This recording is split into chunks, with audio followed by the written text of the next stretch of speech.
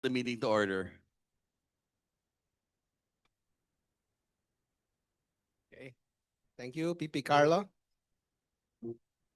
Fellow Rotarians, Hans, guests, friends, and ladies and gentlemen, good evening. Last week, I think about Thursday or Friday, President Eddie sent me a message. Chris, I will be traveling. Pitch in for me, please. Do I have a choice? No. So, by the power vested in me by President Eddie, I call this meeting to order.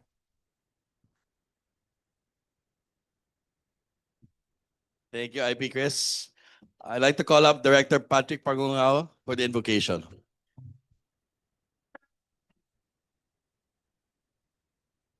All rise. Thank you, PP Carlo. Yes, let's all rise. Let's put ourselves in the presence of our Creator. Gracious and loving God, we come together as Rotarians and ants, grateful for the opportunity to step away from our routines and gather in fellowship as we earlier walked and appreciated the greener side of life. With the vision of the BGC Greenway project around sustainability, safety, and a healthy urban environment, may we be reminded of our shared responsibility to care for the spaces we inhabit, the natural environment that surrounds us, and the communities we serve, especially for those who walk and pedal to work. Bless this time of learning and discovery. Open our minds to new ideas, our hearts towards an ethical direction, and our hands to meaningful action, that we may address our challenges in a caring yet impactful and transformative manner. We offer this prayer to our Creator with gratitude and with a strong purpose to unite for good. Amen. Please remain standing for the national anthem and the Rotary hymn.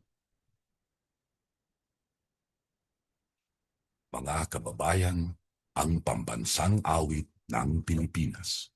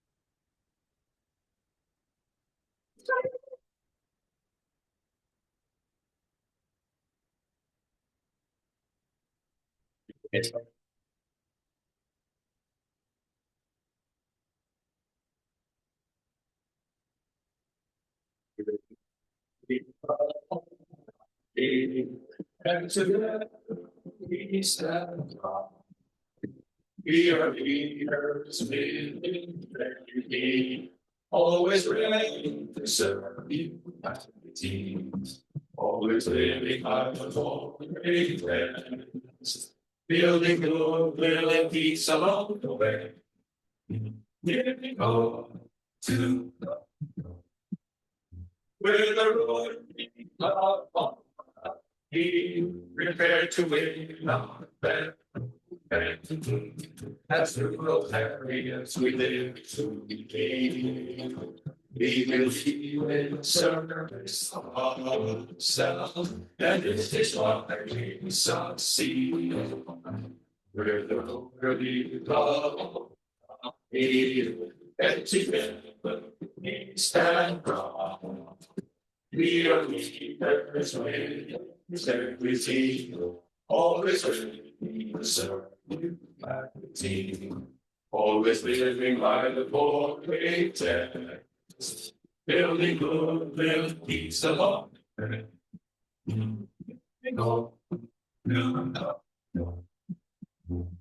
the roller people, giving the roller people.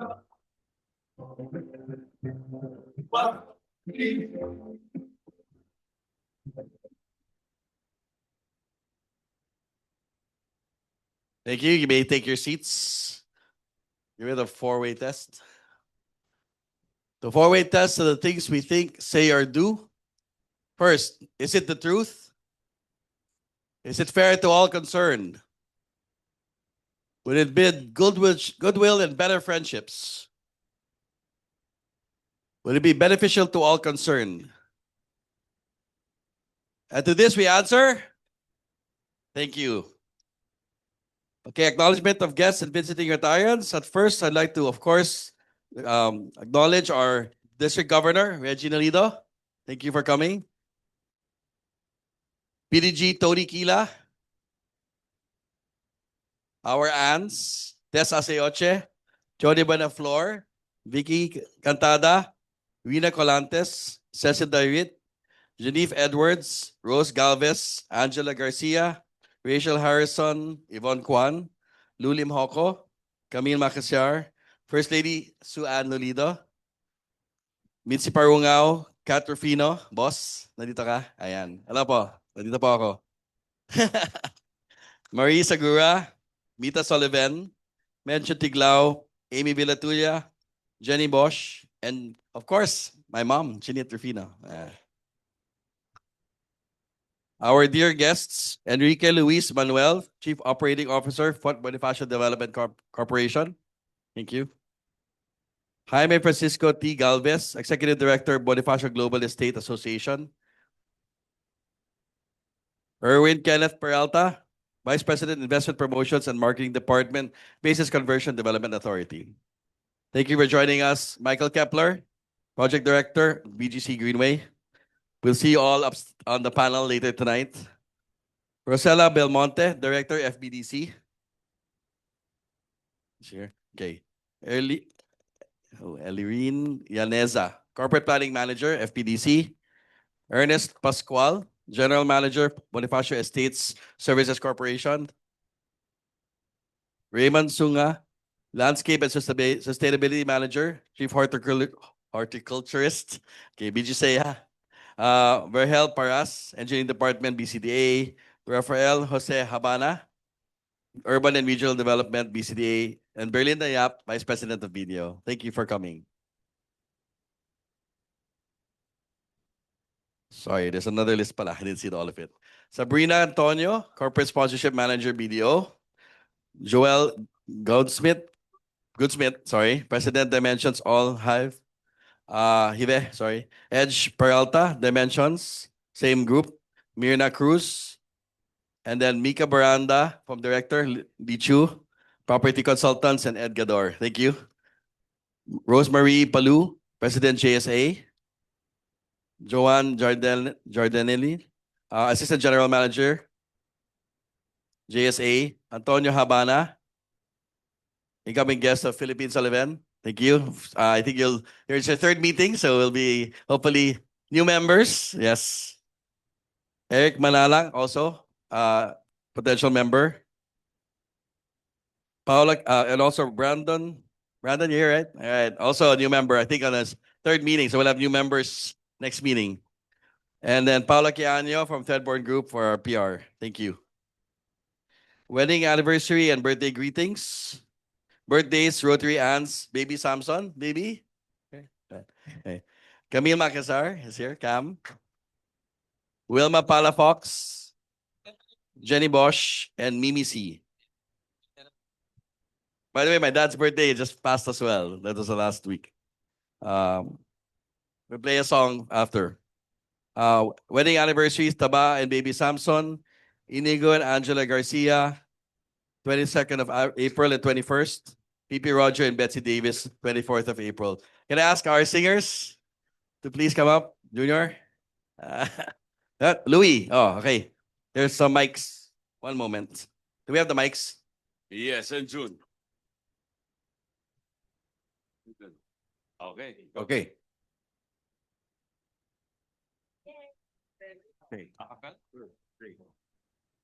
Okay. It's your birthday. Yeah, and wedding day. Let's celebrate.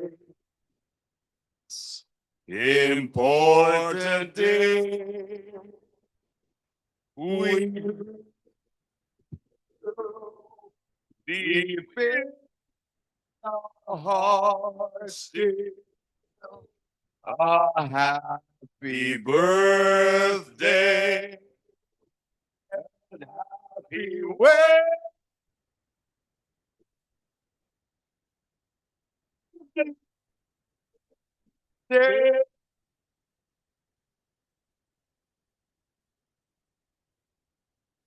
Thank you, Sunny. Thank you. Ed. Thank you, Andy.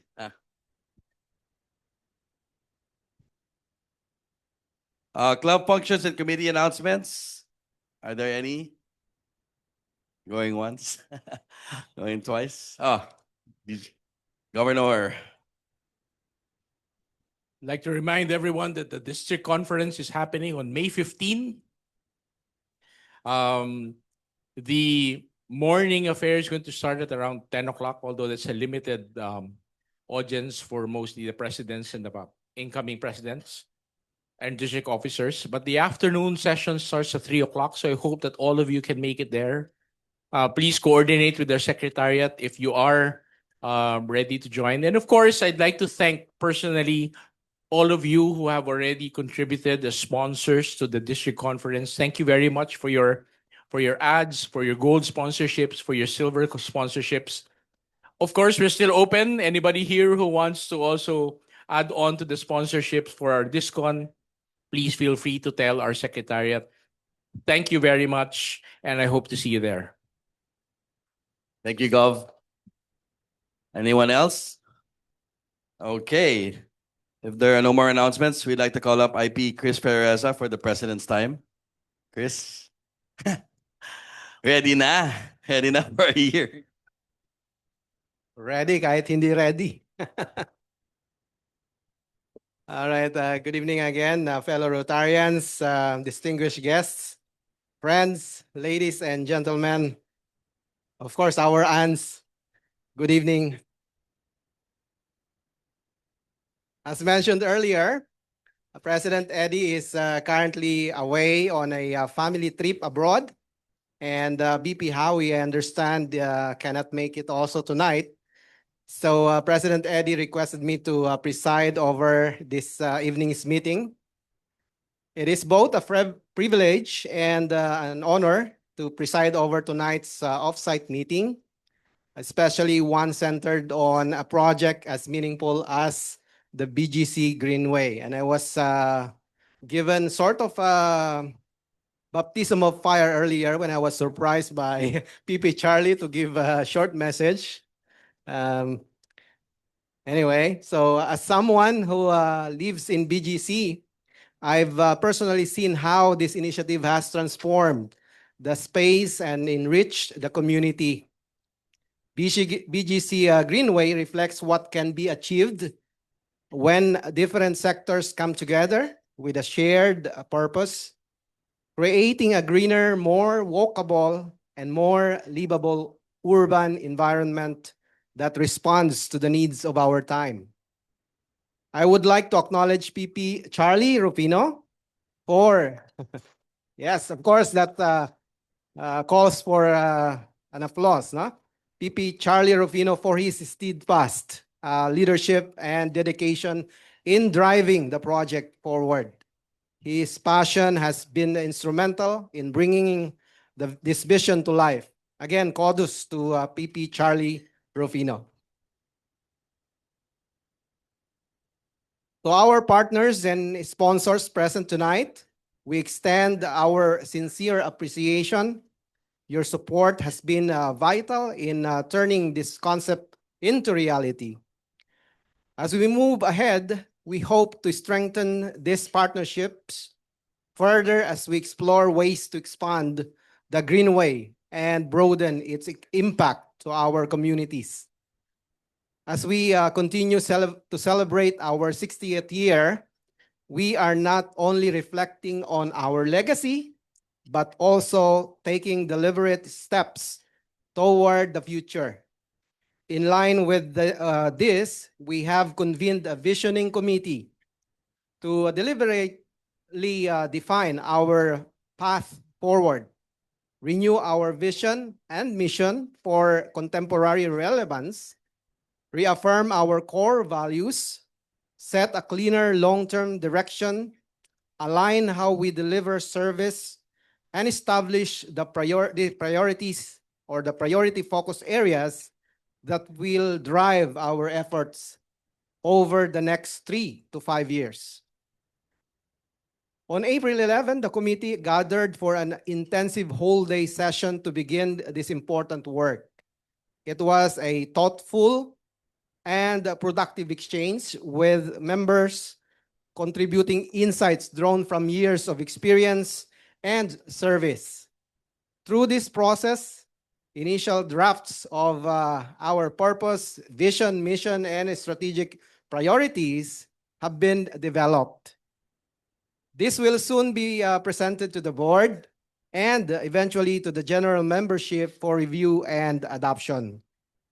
On behalf of President Eddie, I would like to thank the members of the committee. You know who you are, particularly our past presidents, for generously sharing their time and wisdom. Especially a special appreciation rather as well to Rodrigo and Marie Segura. Together with our external facilitator for guiding the session, and of course, to Director Philip Sullivan for leading this very important initiative. Yes. With this renewed sense of direction, we are confident that the club will continue to evolve and deliver meaningful, lasting impact, grounded in our heritage, in our heritage, yet forward-looking in our approach. So before I conclude, allow me to briefly highlight a few upcoming activities. This Saturday, April 25, we will continue with our Hatch project or program, where we mentor emerging startups. We invite everyone to visit the clubhouse and see firsthand how we support or how we are supporting and developing these young entrepreneurs. It's also an opportunity to meet and greet or engage with our very bright cohort of mentees. On Tuesday, April 28, we will have a dinner meeting at the clubhouse featuring Ed Chua, former country chairman of Shell, as our guest speaker. He will be discussing the oil crisis, a topic that is both timely and relevant. Dinner will be catered by One World Deli, so we can also look forward to a good meal and fellowship. We hope to see many of you at these activities as we continue to strengthen our engagement and camaraderie as a club. Thank you and enjoy the evening. Thank you, IP Chris.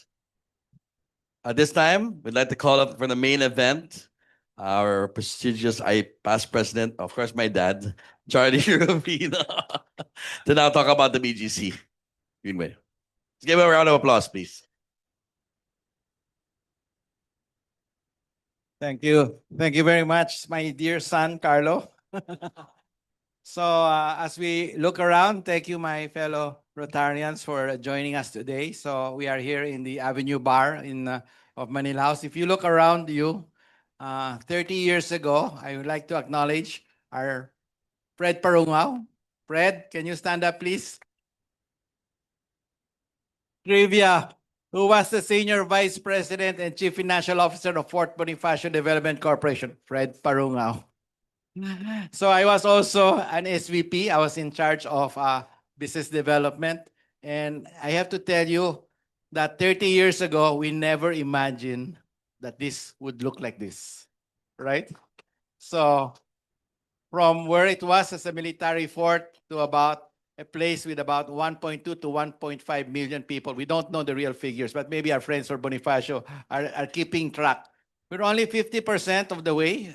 There's still 50% more development that's going to happen in Bonifacio. So we have, in 30 years, been able to become the fastest moving metropolitan center in Southeast Asia. So let me start off by saying something about the Greenway. So I would like to talk about hidden infrastructure from high lines to underground. So before the Greenway existed, the skyline of this corridor was dominated by very large Meralco high-power tension lines. These lines were not just an eyesore, they restricted how the land could be used. And it served as a literal ceiling on the area's potential. So a core component of the BGC master plan was the total removal of all overhead wires to create a world-class underground infrastructure. So what you see here today, everything is really basically underground, a decision made a long time ago. So moving high voltage transmission lines underground is very massive. It's a multi-year engineering feat and involves extreme costs and complex negotiations. So in spite of the Asian financial crisis and with the support of Fort Bonifacio Development Corporation, our good friends over there, we persistently worked with Meralco to bury the lines based on our BGC master plan. And we did it. The migration project was completed. Inspired by the Healthy Places initiative of the Urban Land Institute, we chose this highline area for our BGC Greenway project in 2014. So for those of you who have seen the Highline in New York, which is a fantastic redevelopment of a train line that went to the meat packing district, this is our version, a cheaper version of that. So today, we are happy and proud with our Greenway. The BGC Greenway stands as a symbol of urban evolution. It represents the literal transition from industrial eyesore, high tension wires, and restricted access to infrastructure innovation, subterranean power migration. Secondly, a community oasis, beautiful 1.6-kilometer linear park, the longest in the Philippines.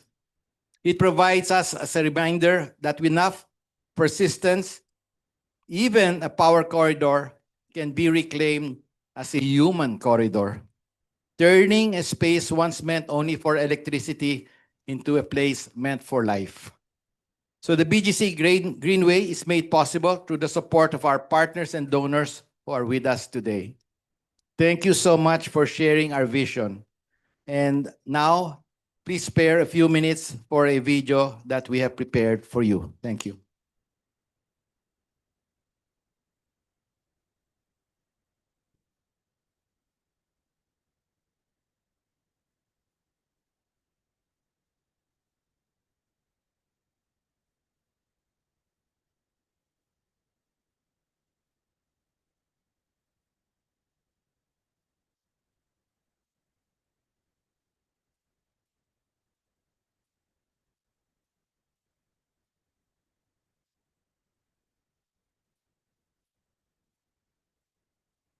My name is Ses. My name is Danica Mutiapoli. My name is Maki De Lima. I'm Randy Libre. Hello, I'm Bea Tan. Hi, everyone. This is Zara Carvanel.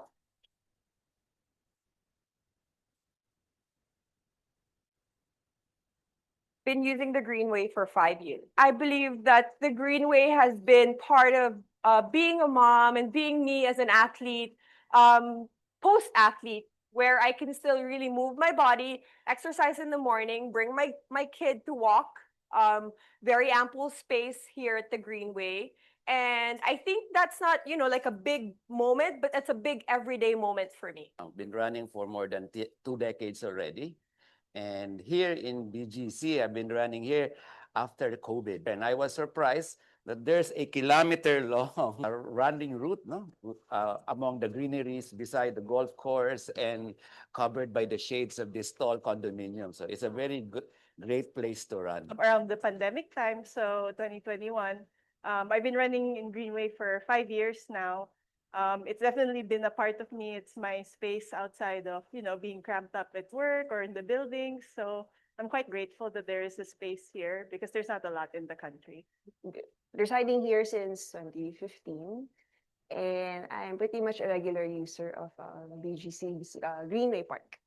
Convenience-wise, this has been very helpful for my morning runs. I run pretty much also outside, but it's a lot safer here. I've been using the BGC Greenway for the last 5 or 6 years. And then it's a good elevation. Whereas the corner of McKinley and the Fifth Avenue is the highest point of the BGC when you walk. That's a very good exercise. I just discovered this one yesterday when I was walking around, and then I found this one, and I can't believe myself that this place actually existed. And it changed my life because I was just living here for 1 year and a half, and then I didn't know that this place existed. And I hope that a lot of people would know this place actually. I've been a resident of BGC for about 5 years, and as a fitness enthusiast and a very busy person, to be frank, the Greenway has been life-changing. To me, especially that I'm able to clock in time for myself. First thing in the morning, I do my quick jogs, I do my sprints, I spend time with my husband, I spend time with my dogs, and I'm able to do that so accessibly because the Greenway is right there beside my condo building. Well, one message we have for everybody enjoying this Greenway is great feedback. They like an area, Greenway, where they can walk without any visual pollution. They want the area that is shaded in the morning and they can get from their exercise very easily. So we're so happy that this is one of the biggest attractions now for PGC and a great way for our sponsors to become known as very important in the community for health and recreation. We're hoping with the establishment of the Greenway is a good demonstration project of what can be done around the Philippines in terms of creating parks for people to use that are otherwise not usable for any other purpose. That there are lots of places where these kind of parks can be developed, and we hope this is a good example of what can be done in many places around the Philippines.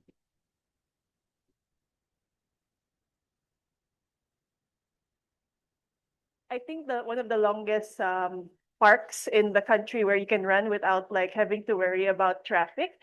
So it's nice to have a space where you can do like all sorts of practice, like long runs, going uphill, doing intervals. So it's really the perfect park for me and for runners. I think another thing that I really appreciate about the Greenway is I think I got to meet like different people as well from different walks of life. I love that it's about 1.2, 1.5 kilometers of straight running path. Again, as someone who values fitness so much, I need to be able to have a safe space to run without worrying about stoplights, without worrying about crossing cars. And it's very convenient that I can clock in my 5-10 kilometers with just up and downs. My favorite thing is I get to run in the morning. I get to run anytime actually because a lot more people have been using this Greenway here in BGC. And so you have certain amount of times when there's so many people now, and it's so nice to see as well that our generation and the other generations have been, getting into fitness and using their body, exercising, and I think the easiest way is really running and walking.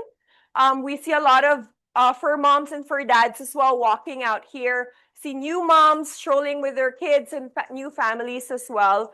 My favorite part is being part of a community here that engages with these types of activities, as well as you see fur babies growing from really small to big, and babies that are playing with each other as well, that are big kids and toddlers now.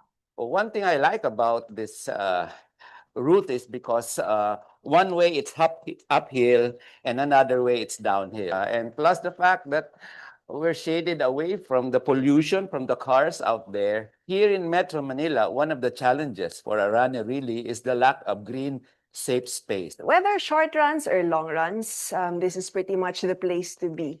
What I enjoy most about the Greenway is that there's plenty of trees and it has a lot of shades actually.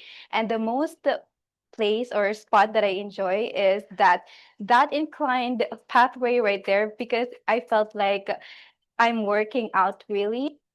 Well, this is the only place that has nature and away from the motorist. So you can have it almost no sound of any motor vehicle. It's all like walking in a nature park in the city. And this one has an all access to different parts of the BGC where you can easily go in different parts of the BGC.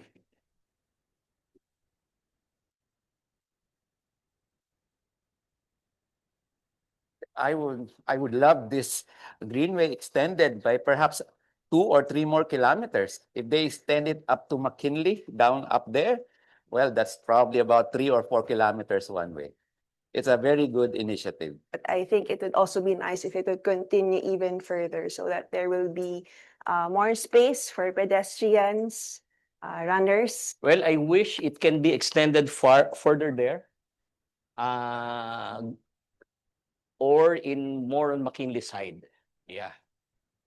BGC Greenway as it is now is perfect for me. But if there's a more avenue for it to be bigger, wherein there's no stoplights to stop you from walking or running, very safe and very safe for kids as well to run around and for your fur babies to walk every day. It would be amazing if we can extend it maybe into the McKinley Road, or maybe even more so stretch it out even more to Kalayaan. I don't know how that's possible, but well, the bigger the better.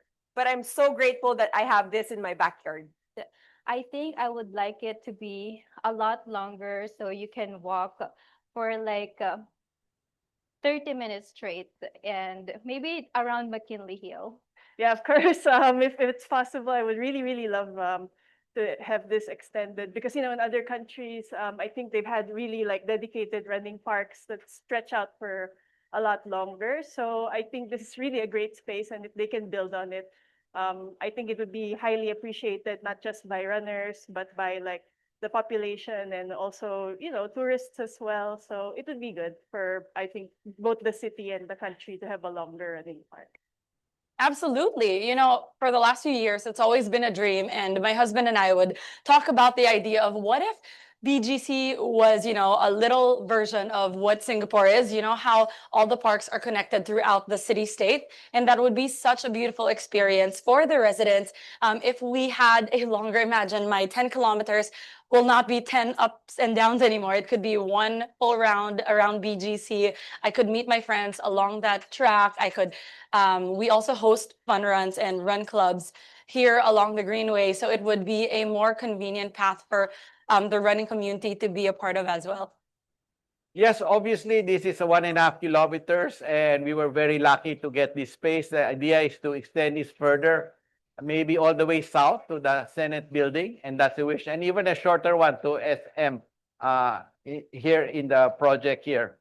So we want to reach the SM Aura project, and if that happens, that will be another extension. The future plans for the Greenway, actually, we have a 6-phase plan to expand the Greenway by a factor of 10. So by an order of magnitude. And we can do this both in terms of connecting around BGC, but also integrating better with Makati itself, which will create one seamless network of linear parks that connect the two.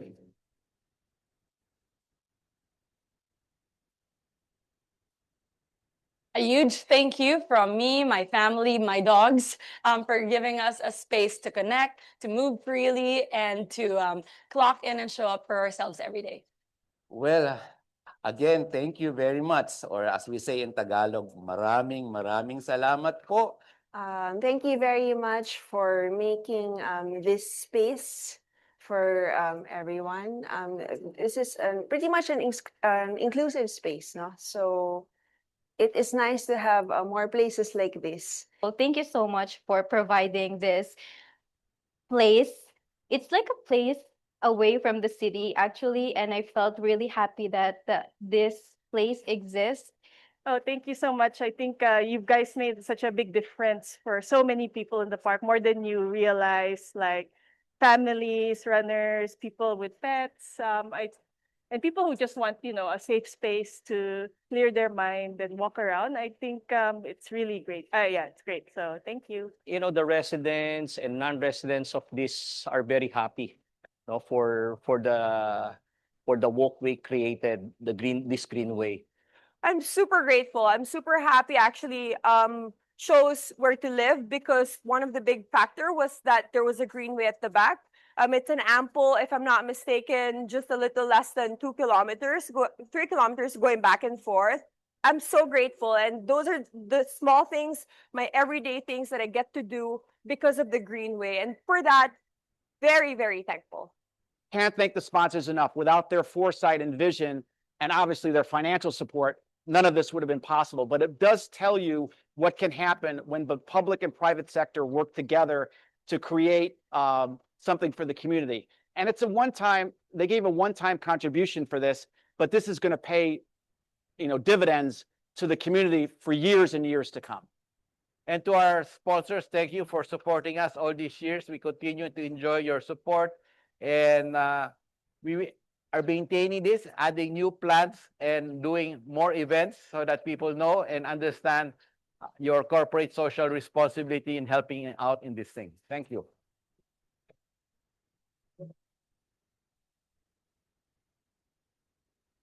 All right, let's give a round of applause for the video produced by RC Makati and Okay, at this point, we're moving on to the sponsor appreciation portion. I'd like to call up Direct Project Manager Mike Kepler, Charlie Rufino, and you'll call up the rest, okay? Yeah, please. Chris Ferraza.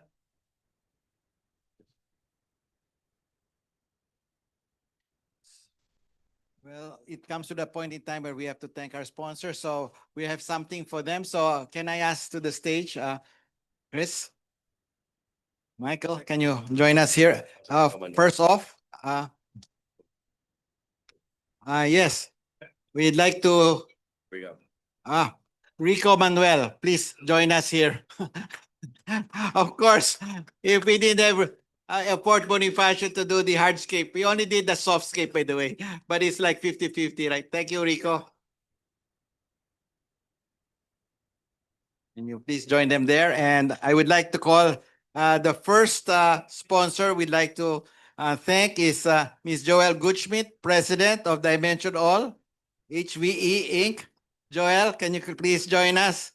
So Joelle stays in Pacific Plaza, and I asked her one day if she'd like to help us in the Greenway, so her company is there. Thank you, Joelle, for joining us. So we have something for you. Please come over.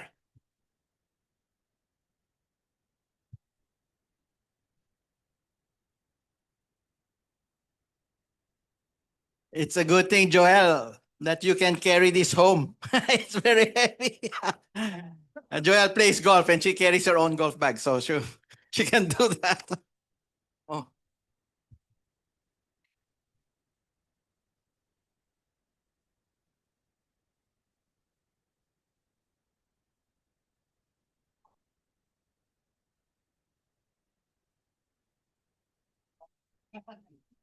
It's expensive walking fee down. Yeah.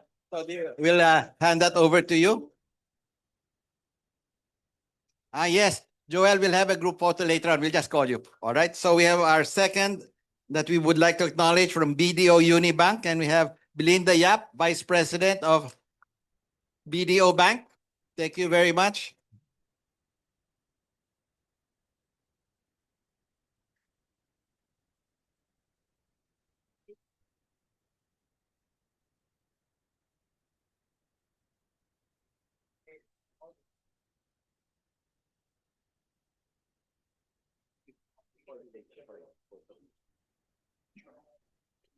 All right, our third sponsor, we have Miko Baranda. Baranda, please join us from Lichu Property Consultants. Miko Baranda, Director.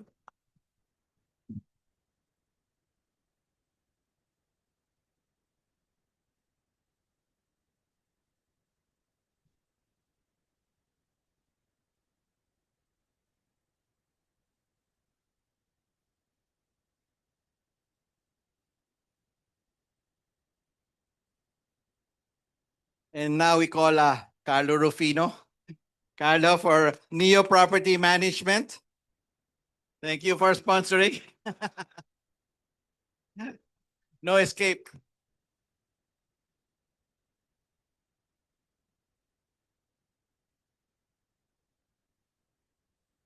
Unfortunately, we do not have a representative from the Philippine Stock Exchange Foundation. Ramon Monson is not available. And we also, is Engineer Noel Garcia here from TDG? Okay, so in some cases, we do have our sponsors are people out of town. So can we ask all our sponsors to please join us again for a group photo? Joel, Belinda, Miko. By the way, we have to thank Rose Palu. Is Rose Palu here? Rose.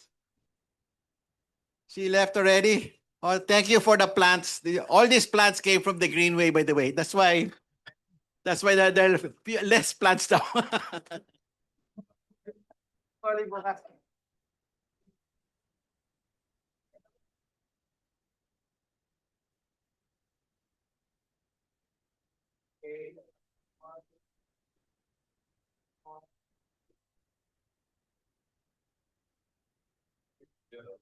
We have plants here, so they're just there.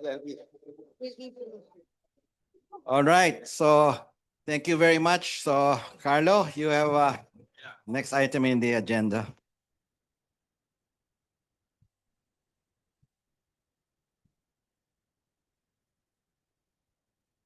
Thank you, Charlie.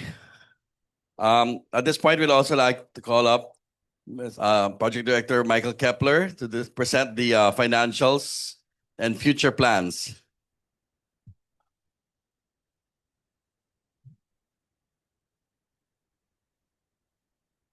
Okay, this will only take a few minutes. We'll give a quick rundown of the project financials. I'm going to stand up here. That's it. Okay. What's that? Okay, anyway, we'll give you a quick rundown of the current financials for the project.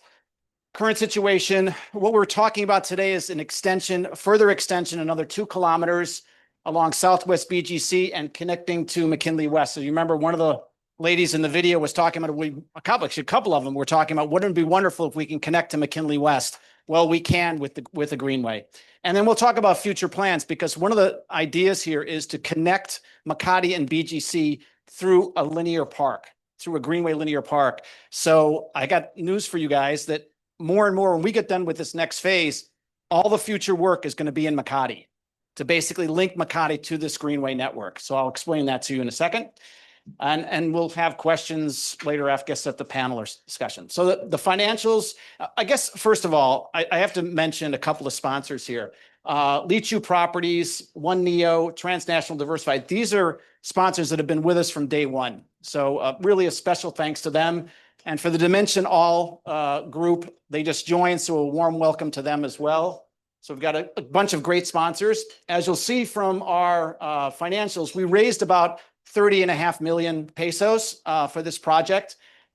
We have a surplus currently of 1.6 million, which is about what we need to maintain the Greenway going forward. So that includes, for example, we pay for administration fees to Rotary to help manage this. So there's a portion that goes to them. There's a portion that goes to JSA, who maintains the park as well. And if we want to make any improvements, we have money. Now, the good news is that the current sponsors have re-upped. They initially contributed 5 million each. So because we've done the infrastructure, it's just maintaining the park, we were able to cut their sponsorship by 80%. So now they only have to contribute 200,000 a year, not $1 million a year. And we have this now going to 2030. So the park will simply get better and better and better over time. Let's talk about the current situation. I show this map a lot to people, and I ask the question, and I will tell you that every Filipino I ask this question to, everybody gets it. So when you look at this picture, what do you see on the map? Yeah, well, yes, but what you see is nothing's connected. So there's a lot of north-south with mass transit, for example, but nothing going east-west. So you have communities, LGUs, that are basically cutting themselves off from each other. And I think that actually is suboptimizing the potential of this area. So what we want to talk about is extending the Greenway next phase. As I mentioned, it's a 6-phase project we have in mind here.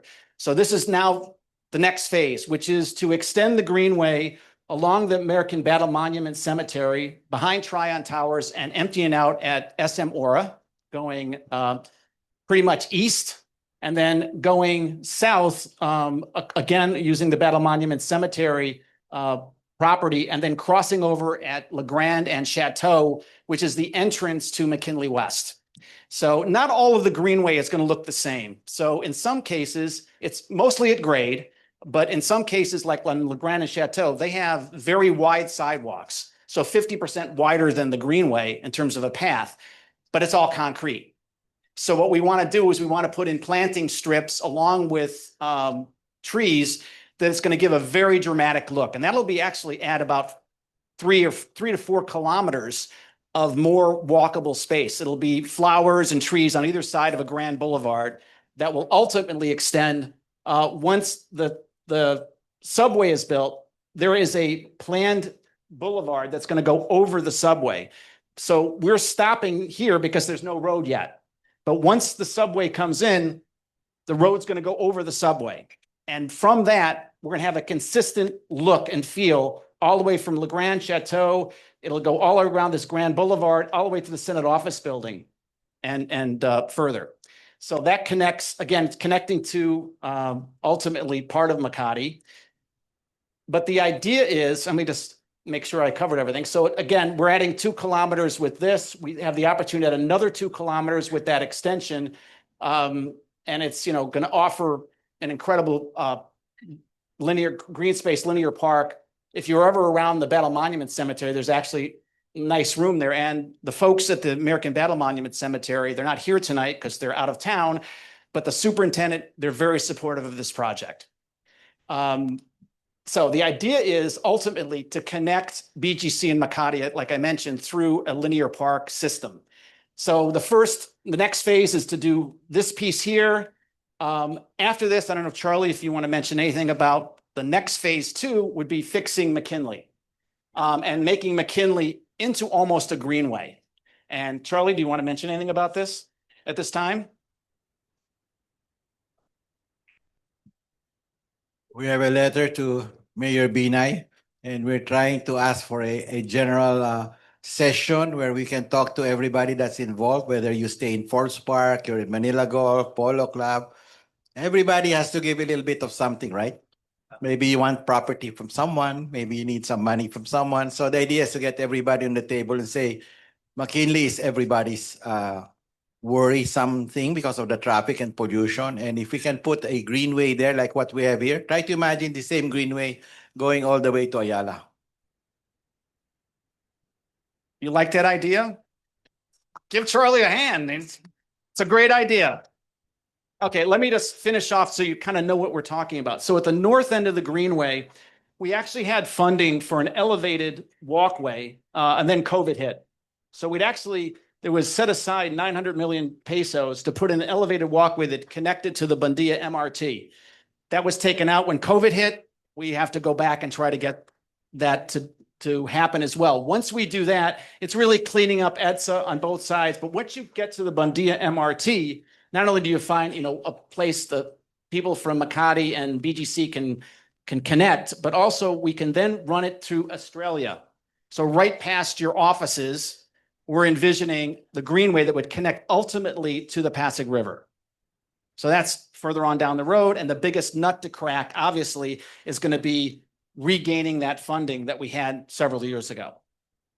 Okay, so what we're hoping for is giving Manila an iconic 15-kilometer, when this is all done, linear greenway network.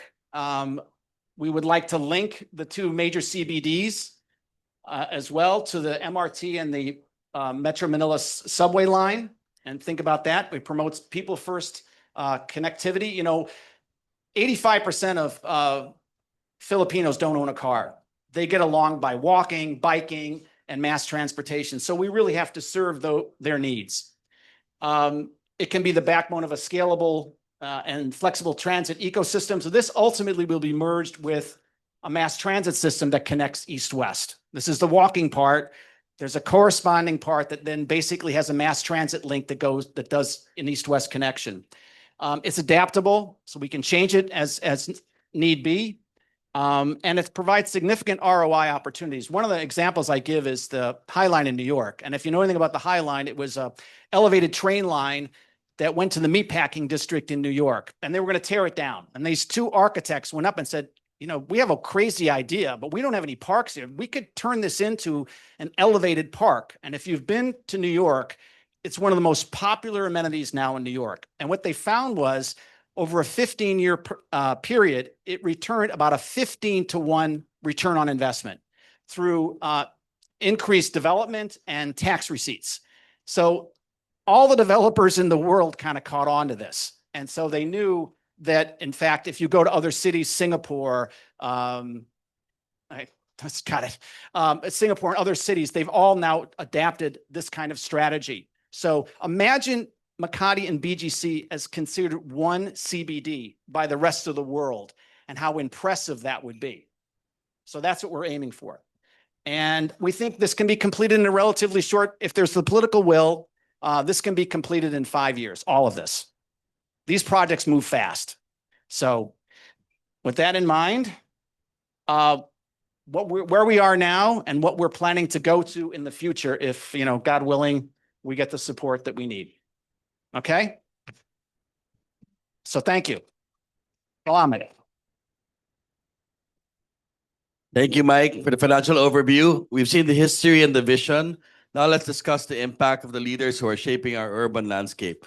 Tonight we'll have a panel discussion. And at this point, I'd like to call up the panelists.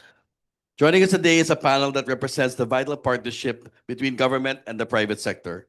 Please welcome Mr. Ken Peralta, Vice President of the Investment Promotions and Marketing Department at the BCDA. Ken brings vital perspective of national development to our discussion. Ken? Next, we have Rico Manuel, Chief Operating Officer of Fort Bonifacio Development Corporation. Rico represents the primary developer behind the BGC we see today. With his insight into the estate's evolution is invaluable. Thank you, Rico, for joining us. We're also joined, hand of applause, please, thank you. We are also joined by Mr. June Galvez, Executive Director of the Bonifacio Global Estates Association. June is at the forefront of managing the community, ensuring that the estate remains a world-class environment. Can we have a round of applause for June Galvez? Thank you. And last but not least, of course, the moderator for this panel, Michael Kepler, finally a man who needs little introduction. Mike has been on the boots on the ground leader, ensuring the vision moves forward from vision to reality. Mike, take it away. Let's make sure we got everybody up here. We're gonna start out with asking each one of these gentlemen a very brief question. You have 2 minutes to answer this question, and then we can open it up to any questions that people might have. So the first question I have is for Ken from BCDA. What is BCDA's views on incorporating this type of feature into your properties?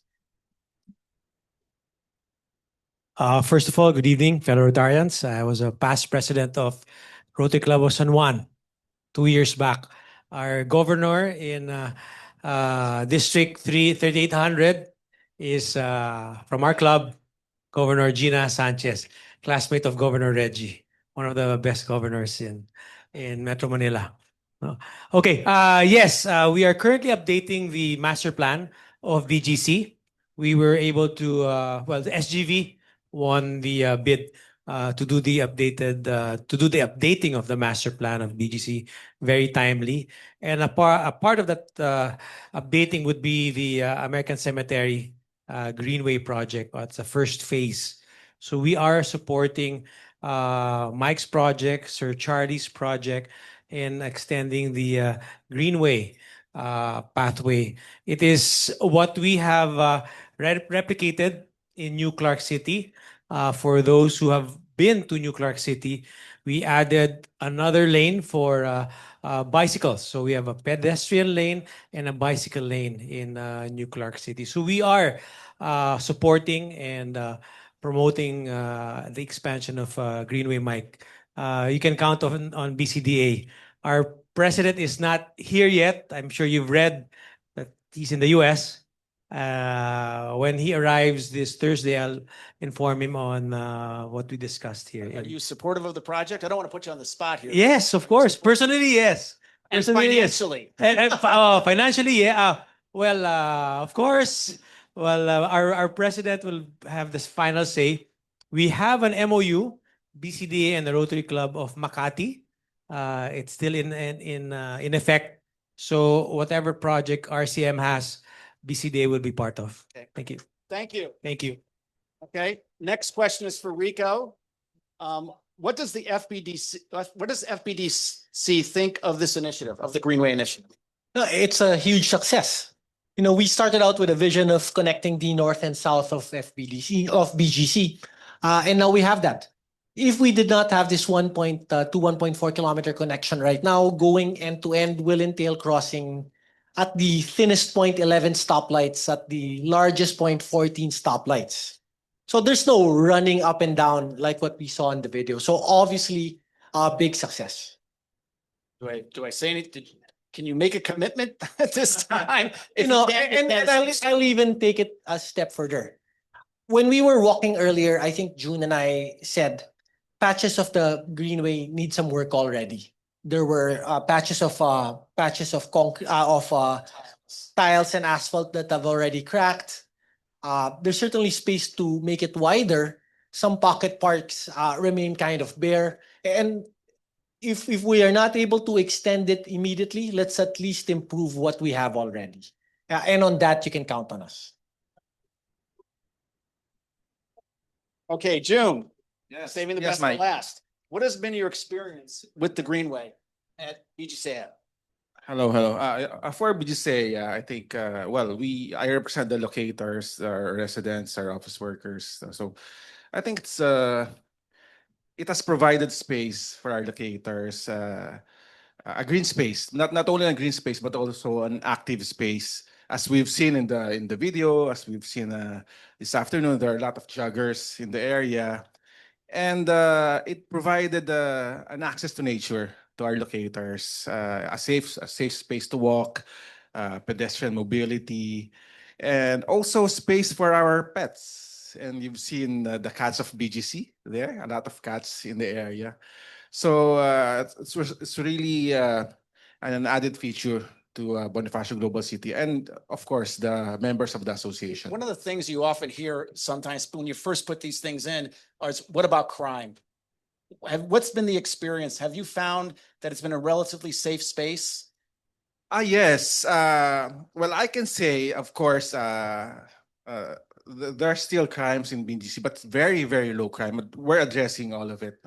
And in specifically along the Greenway, I don't think we've seen or we've experienced any crimes. We've put in dedicated security marshals there. We've installed CCTVs that are monitored 24/7 by our CCTV operators. So it's really a safe space for not only for our residents. And it's lit throughout the night. And it's lit throughout the night.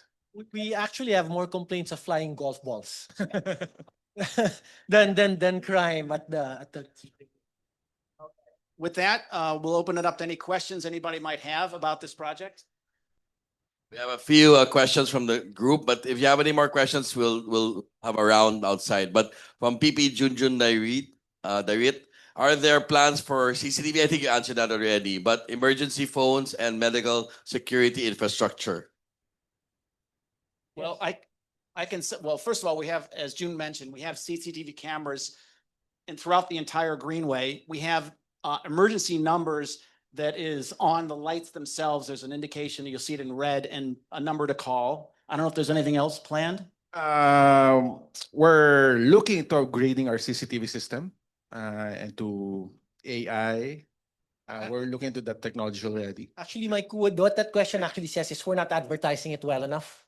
If people are asking, is there CCTV? Is there a number to call? That means we're not broadcasting that number well enough. So maybe more sign. Well, I will tell you that you guys did a great job hiding the CCTV cameras. You can't even tell that they're there. They've done such a great job. Thank you. I think this is for everyone. From Attorney Andre De Jesus. Andre? Yeah, thank you. Thank you. BGC has been benchmarked by tourists and foreign residents, perhaps to the wonderful how do you keep the wonderful balance of the metropolis and nature in the city? How do you balance the metropolis and nature? What challenges do you face and foresee in maintaining this balance and preventing BGC from becoming another traffic-riddled city in Metro Manila? I think all of you can answer that. You want to go first? With hard work, Paris, is how we do it. We actually are committed to maintaining 35% of BGC as open space. If you take a look at outside, there is a 2-hectare plot where the fort used to be. 1 hectare of that is committed to remain as open space. So it takes a lot of fiscal discipline. As you can imagine, it's easy to build high-rise and sell this, pero is that the kind of place we want to leave our children? I would just add that the other thing that I think the BGC had the vision of is that you can take otherwise unused space, the space that it was going to be a utility corridor. And they thought, well, how can we use this better to benefit people, to give them a sense of in the environment, right? At a relatively low cost. Interestingly, whenever a building abuts a greenway, the value of that building goes up by 5 to 10%. So the building developers also benefit from this as well. And also what we did when we put the plants in the greenway, they're all indigenous to the Philippines. So we wanted to make a point of that. And some are very rare species that we've got in the greenway. So we want kids to appreciate the environment of the Philippines as well. So you can live in a beautiful, modern cosmopolitan city, but also have nature at the same time. Thank you. We have floors open. Dr. Patrick, will you pass the mic, please? Also, can I ask some of the Anns to ask a question? Can you get one Ann and next after Dr. Patrick? Come on. Mike, right? Mike, your name's Mike, right? Thank you for the presentation. I wanted to further understand with the interconnectivity of the routes, and you're pointing to the fact that it can also act as a backbone for mass transit. Right. I want to focus on cycling. So this gentleman here mentioned about cycling with the new city. New Clark City. New Clark City. Is there a way, or are you planning to really integrate and if possible, is there a chance to probably have some revenues from these people biking by probably paying a little bit, maybe not the joggers or walkers, but the cyclists, to be able to use that for both training and also for stopping at major points? Because you already have the infrastructure, I think. Well, let me give you a couple of points. The path itself of the Greenway is 2.5 meters wide, the asphalt path. You want a minimum of 3 meters wide to allow bikes on it. It's too narrow. So what BGC has done, and I would advocate a lot of cities should do, is they dedicate 1 car lane to bikes that's actually stanchioned off, and it's a 2-way bike lane. And that seems to work very effectively. And BGC has done this in some locations. I think they're still testing it out.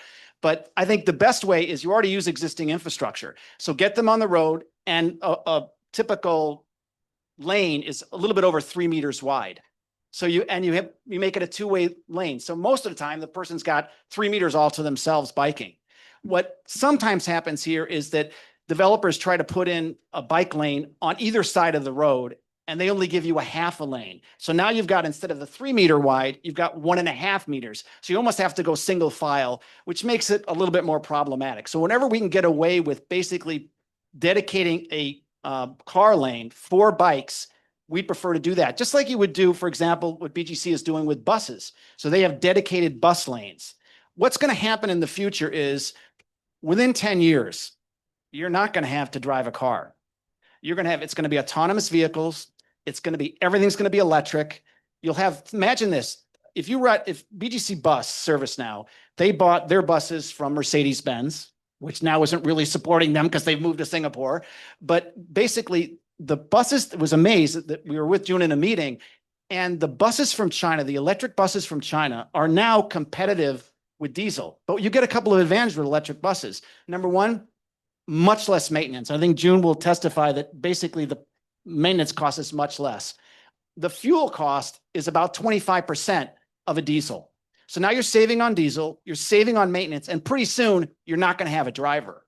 So it's almost going to become, I know this may seem like a radical idea here, but it's almost going to become, you're not going to even want to have a car.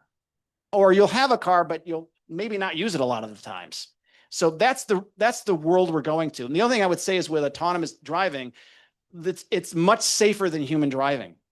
What I think is going to happen is the economics are going to be such that insurance companies are going to say, well, if you want to drive a car, we're going to charge you a lot more if you're not using autonomous driving. So it's going to push people to use these autonomous systems, which again are very safe for cyclists. Thank you, Mike. Okay, Attorney Andre, and then PP Cat. And Cat pala, sorry.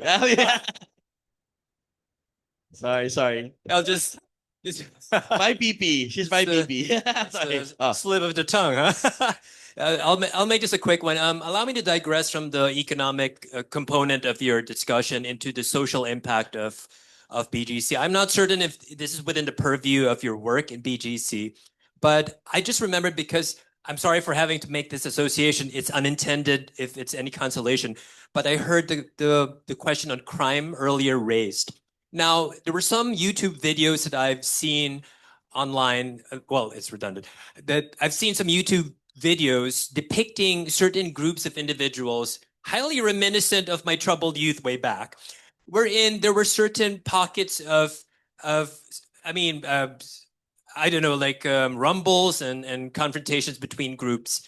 And there has been criticism against BGC's admin that it might smack of being elitist in a sense that certain groups of individuals are being barred from entering BGC. And the accusation is that it's more or less from a demographic standpoint. Now, what is the challenge of BGC at the moment to somehow maintain peace and order on the one hand, and at the same time still maintain its or be faithful to its professed inclusivity to the community? I think Victor or June should handle this one. Yeah, that's tricky because let's start out with BGC in itself is private property that's open to the public. BGC is governed by an estate association that is an organization by lot owners and the like. So when you say peace and order and there is a question on peace and order, absolutely, we will take that very seriously. We track crime rate. We have 78% less crime in 2025 than we had in 2024. So we are tracking to 60% less crime in 2026 year to date than we did priorly. That doesn't just happen. Right? That's a concerted effort. In your question as to being, for lack of a better word, elitist against a certain demographic, there is no such thing. Right? We do not bar anybody from entrance over here. However, when you do come to BGC, there is an expected behavior, just as there is any other place. It is private property. If I invite you to my home, you're expected to conduct yourself in a certain way. Right? Now, having said that, and I would like to repeat to make clarification that there has never been any instance where we've asked people to leave because they don't conform to that. It's just, hey, if you're inside, can you please behave? Right? And sometimes when you say that to people, they would choose to, ayoko na pumunta, wag na lang. Right? But never have we said anybody go outside. Thank you. Kat, do you have a question, please? after. We have two more questions and three. Okay. Okay. Sorry, do we have mic? Kat, ask your question. Okay. You walk there, so. Yeah, so I walk and I jog there in the back, in the Greenway. I use it as well. My only concern was a lot of people walk their dogs, and I don't mind as long as you pick up after it, like their dogs when they use it. And I see that a lot. And it's annoying for me because when, of course, when you're running by it, you smell it. And a lot of them don't pick up. I know it's not the owners. Sometimes it's not. I'm sure it's the maids or whatever like that. But is there like a way you can put like a signage, like you'll be fined this certain amount, things like that? Because I think it'll prevent them from doing that. Yeah, we actually, JSA, I believe, is putting up signs already about that. I will tell you, sometimes I walk the Greenway almost every day, and I sometimes get discouraged because I see litter. Yes. But then I look at the garbage cans that we have every 60 meters, and they're almost all full. So 99% of Filipinos take care of this environment. It's the 1% to 2% that don't. And so the security guards that we have, we've been after them to say something. A lot of times, I hate to say this, yes, exactly. That they get intimidated by, especially a Westerner. They don't want to say anything to them. I say, please say something because I'm going to if I see it happen. So I would suggest if anybody's walking on the Greenway and they see anybody doing this kind of behavior, you say something because we have to police it ourselves, right? But I would strongly suggest that in the vast majority of cases, Filipinos take care of the property. Thank you. Thank you, John. Another question. Then it'll be Gov Reggie and Roger. And then one last question after that, as we'll have to end up. Thank you. Hi, my name is Chris Edwards. I'm an avid walker. My daughter and I do walking every weekend in and around Manila, Makati, Pasay, Pasig. We walk all over the place. 10, 15K walks. We love it. We love what you're doing here. We walk up Lawton often. It'll be better when it's nice and green. I don't know who turned that on. So thanks for the continuation of the linear park. This is great for walkers and it's great for people to get out. I'm also involved with the Philippine Rugby Football Union. One of the big lacking things in Manila is a lack of field space for field sports like soccer and football and rugby. There's very limited options and they're fully booked and it's expensive as well. I was wondering if there's any plans in the BGC plan to have a civic space where you can have a full field soccer pitch, football pitch, rugby pitch with space. I know you have the smaller pitches and you have the paddle ball, the pickleball court and all that. That's great, but it doesn't meet the need of full pitch sports. So I was just wondering if that's something, because that's an attraction that attracts people that raises property values when you have a place where your kids can go right outdoors and play soccer. So just wondering if that's anywhere in your plans in the big picture of things. I would be lying to you if I said there was. The reality is this is the city center of probably the most expensive per square area. We do have open spaces like pocket parks, but even that won't be long or big enough to hold a full rugby or soccer field. There are other areas that are being developed with larger spaces. New Valley comes to mind, Arca comes to mind, but those have way more space. It would be great if we could do it. But think of any major city.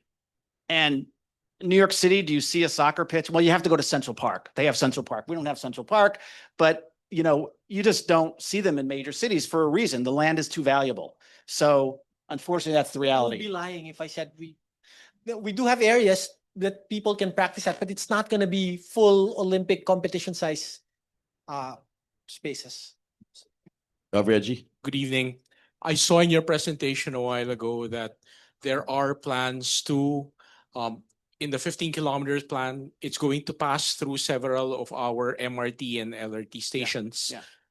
I was just wondering if in the planning of those, it was done in conjunction with studies on transit-oriented development to see how there can be interconnectivity not only for pedestrians but also for public transport and for movement, especially BCDA. BCDA has a lot of their properties also that's going to have subway areas or MRT areas. So in which case, perhaps something like this can also be made as part of your transit-oriented development plans for these stations.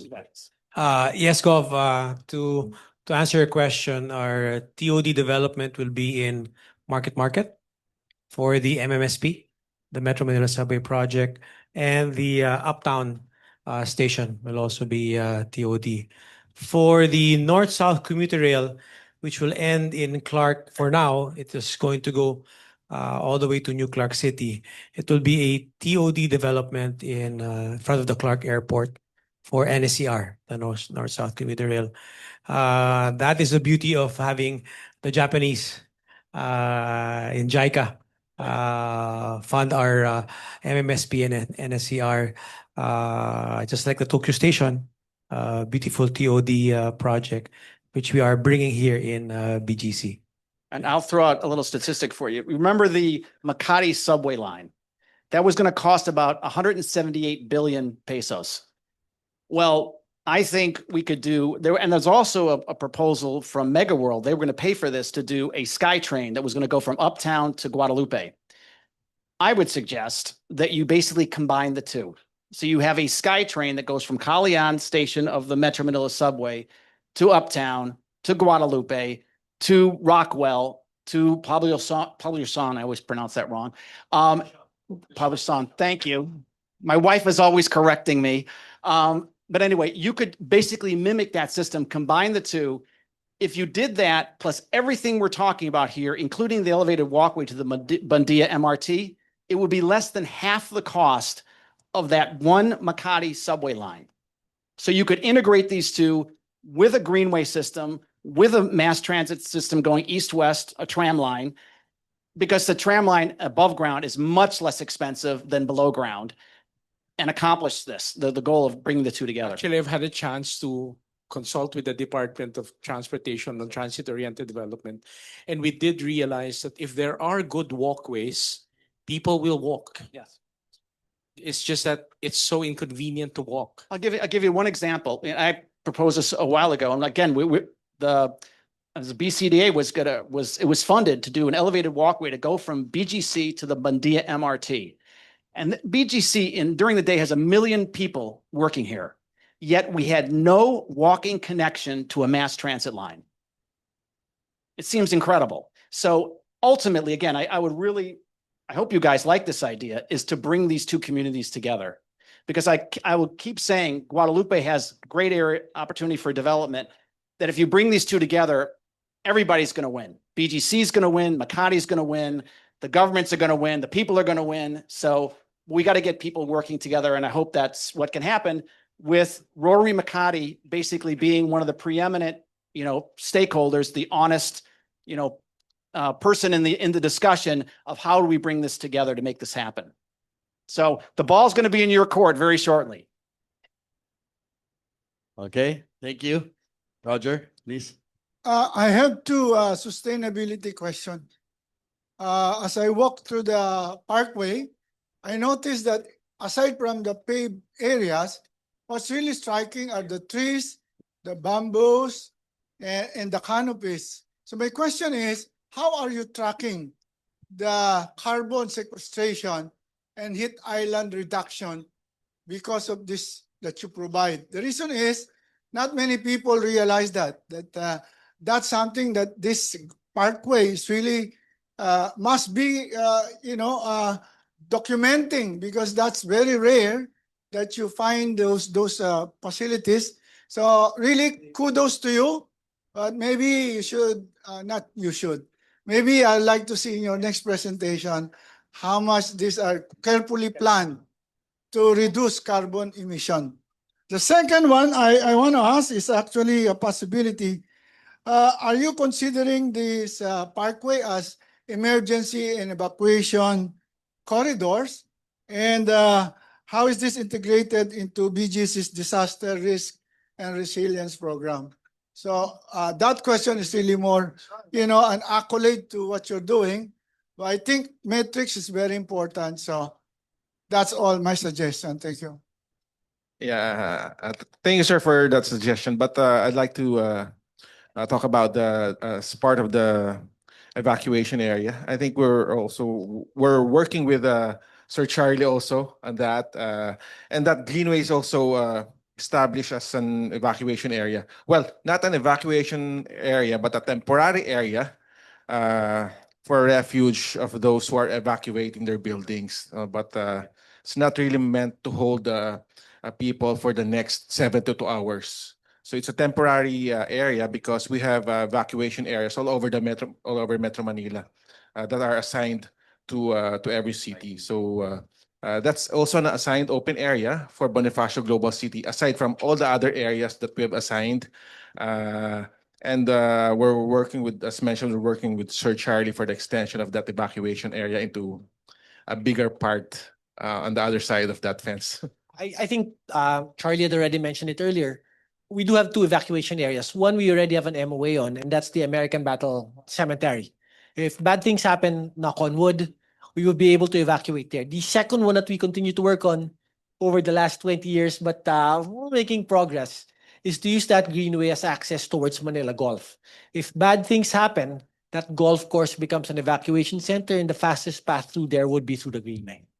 To add a bit of off topic, I'm not sure if Sir Charlie mentioned, we just discussed this in our Mancom in BCDA about the war tunnels. Sir, I think you went to the US and you got we are already, Engineer Voyle, we're proceeding with the war tunnels as an attraction for tourists. In the C5 area, we have already located each and every one. We want it to be a bigger El Deposito of San Juan. If you've been to the underground tunnel in San Juan, project of Mayor Zamora, it is going to be much longer. And our engineer Voel, is spearheading that project from our engineering department, and it is something to look forward to. Yeah, it's a great historical piece. I don't know if you know, but under BGC, first the Americans, then the Japanese basically built an entire network of tunnels. In fact, there are people who live in Forest Park, that basically have access to those tunnels. They use them for their wine cellars, huge wine cellars. But there used to It's be a secret. They don't want to tell us. There used to be tunnels the Americans built that went from Fort McKinley at the time down to Makati, that they used to take, airplanes would go through these tunnels. So they, I guess, Charlie, you've got some information on where these tunnels are? No, not airplanes, but it was the base for the operation Air Force of Brett, not airplanes. Okay, not airplanes. Maybe that's Clark. Okay, a last question, Miguel, please. Yeah. So one thing I'm curious about, by the way, I live in BGC, I work in BGC. 80% of the time, I do not have to use my driver, who's very cranky, so I'm very grateful. I walk everywhere. I love it. But one thing, I moved here when I was single and then eventually got married and had a child. Why are there no public playgrounds in the city? Is there history behind this, or there's simply like other major cities, there's always public playgrounds. This city has none. We have if you're familiar with the Track 38 and Terra 28, those are There's no actual children's thing. but those are active zones. Yeah, but for kids, I don't think that we have those facilities. Yeah. But for example, across from, I think we talked about this, right? Yes, no, but I'm just asking if there's a historical reason Well, why they've said No. no to it. It just hasn't. It's growing so fast that people, it's not on their agenda, not at the top of their agenda anyway. But it should be. But it should be. Okay. But Yeah. But as you know, you actually volunteered to put in a child's park by the Singapore embassy. We're taking over, hopefully, central. Oh, okay. But so there is a involved citizen that's willing to put her money where her mouth is and add a children's park. Thank you so much. And then that last question, we end the panel. Can we give a round of applause for our panel, please? Can we ask you all to stay? Please stay for a while. And at this point, I'd like to call up IP Chris Ferraza for response and to give the plaques of award. Also ask PP Charlie if you mind joining us as well to give the awards, plaques of appreciation. I mean. Thank you, PP Carlo. Well, what can I say? Wow, you have PP Charlie has paint and Michael have painted a very a wonderful and exciting picture of the future of the BGC Greenway. And I'm very excited personally to see that crossing EDSA and going to the Rockwell area because we are planning to create an urban oasis in Guadalupe Viejo where our Rotary club, what do you call this? Rotary RCC, what's RCC again? Rotary Community Core. So we'll have trellis of vegetable gardens there where kids and adults can spend time. No, so with that, thank you so much to Erwin, Enrique, and Jaime for answering our questions very graciously, and thank you for your time and effort. So with that, we are very happy to give you these certificates. Yep. There you go. And of course, wine to enjoy tonight or whenever you are reading something, preparing for the plans for the future of the Greenway project. All right, this is Erwin. Yeah. Very good. There you go. Thank you so much. Thank you, sir. Okay. Picture day. Picture day.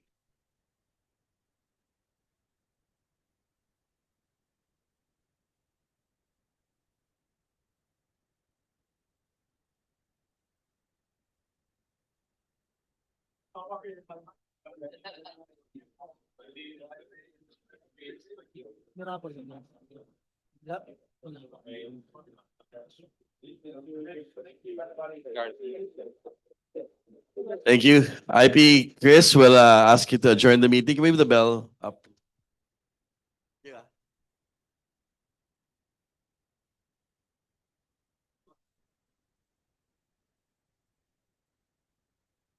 Do we have a raffle pa? No more raffle? Okay, thank you everyone for attending this evening's meeting. The meeting is adjourned.